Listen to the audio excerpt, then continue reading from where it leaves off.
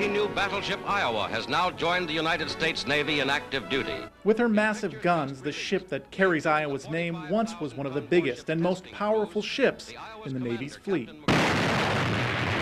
It was practically unsinkable. In 1943, President Franklin Delano Roosevelt chose the USS Iowa to take him across the Atlantic Ocean to meet with other world leaders in the midst of World War II.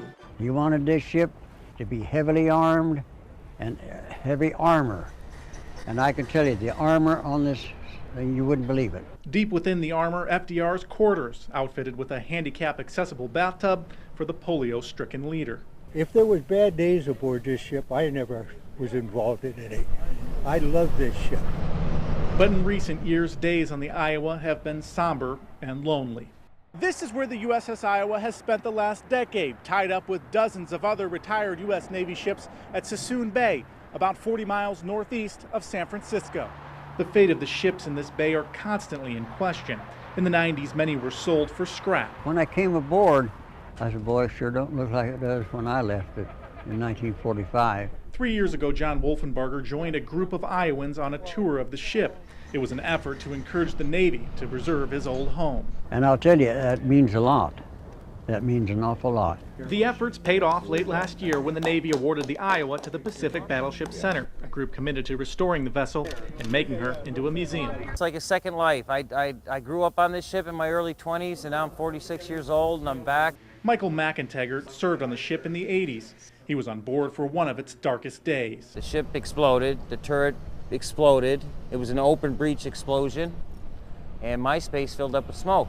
47 sailors perished in the 1989 explosion during a firing exercise. I went to medical, and we body bagged them and brought them aft. An event permanently stained in this Cold War era veteran's mind and arm.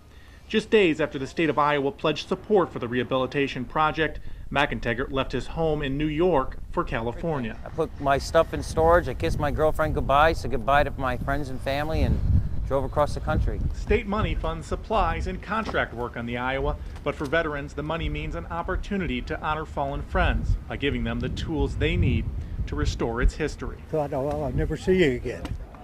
And here I am all these years later, and every weekend I'm aboard it and just having the time of my life. To show their appreciation for the funding, the Pacific Battleship Center will give Iowans a free pass to see their ship anytime in LA. We could have never done it without the state of Iowa, so thank you very much.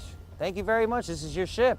When the USS Iowa passes under the Golden Gate Bridge, it'll be the final battleship ever to leave the San Francisco Bay, closing a chapter in U.S. history. In Northern California, Mark Carlson, KCRG TV 9 News.